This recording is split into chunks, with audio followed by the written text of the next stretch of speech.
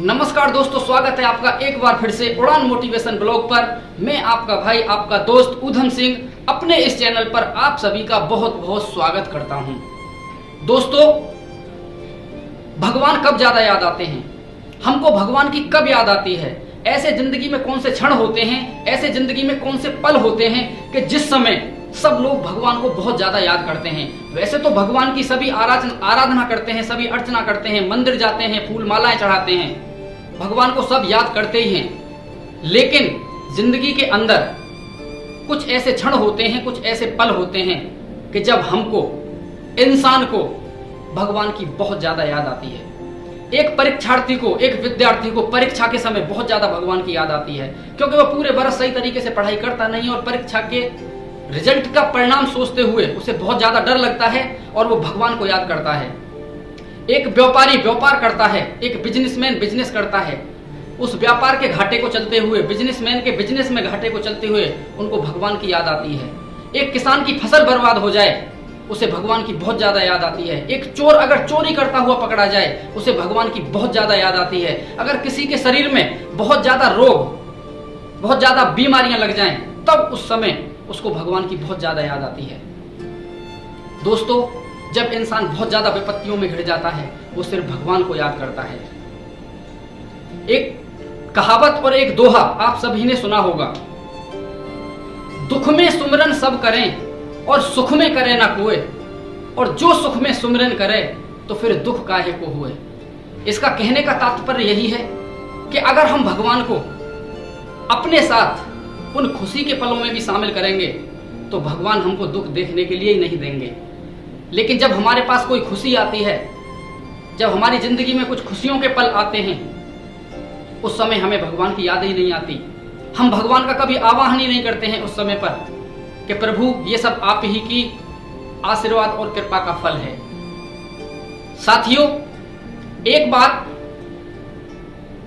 महाभारत के जब युद्ध का पूरा अंतिम रिजल्ट आ गया, पूरा महाभारत का युद्ध समाप्त हो गया, तो भगवान श्री कृष्ण हस्तिनापुर को छोड़कर जब द्वारका वापस जाने वाले थे युद्ध की समाप्ति के पश्चात, तो पांडवों की माता कुंती के पास, वो उनकी बुआ लगती थी, उनके पास वो जाते हैं और उनकी चरण वंदना करके और उनसे बोलते हैं कि बुआ, मैंने यहां पर किसी ना किसी को कुछ दिया ही है। अब मैं यहां पर मेरा जो काम था अब वो पूरा हो गया, अब मैं द्वारका जा रहा हूं, आपको जो मुझसे मांगना है आप मांग लीजिए।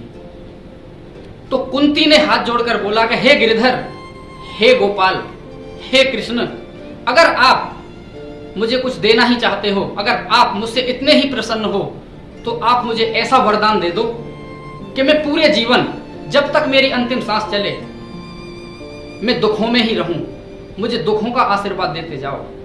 तो ये बात सुनकर भगवान श्री कृष्ण को बड़ा ही अफसोस हुआ कि बुआ, आप ऐसी बातें क्यों बोल रही हो?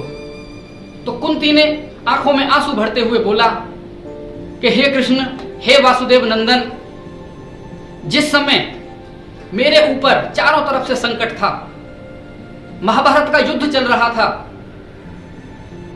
लोग मर रहे थे, चारों तरफ युद्ध हो रहा था, पूरा संकट था, पूरे दुख थे मेरे ऊपर, तो आप उस समय मेरे साथ थे।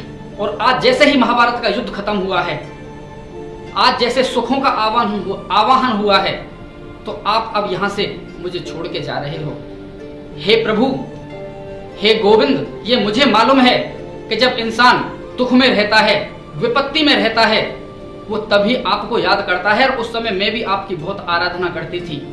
हो सकता है कि इन सुखों के पलों में मैं आपका स्मरण करना भूल जाऊं, आपका ध्यान करना भूल जाऊं।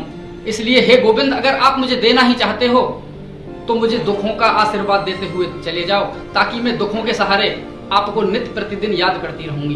दोस्तों, ये बात सच है कि इंसान जब विपत्ति में, दुखों में घिरा हुआ रहता है, वो तभी भगवान को याद करता है। लेकिन कुछ इंसान तो ऐसे हैं कि पूरे जीवन भगवान का नाम अपनी जिह्वा पर भी नहीं लेते हैं, और जब अंत समय आता है, वो चारों तरफ से बीमारियों में घिर जाते हैं, उन्हें चारों तरफ से बीमारियां घेर लेती हैं, वो तब भी उस समय सिर्फ भगवान को ही दोषी ठहराते हैं कि पता नहीं भगवान मेरे ही पीछे क्यों पड़ा है, पता नहीं कितने दुख लिख दिए हैं मेरे इंसान में, ये जो भी कुछ हो रहा है सब भगवान के ही कारण हो रहा है।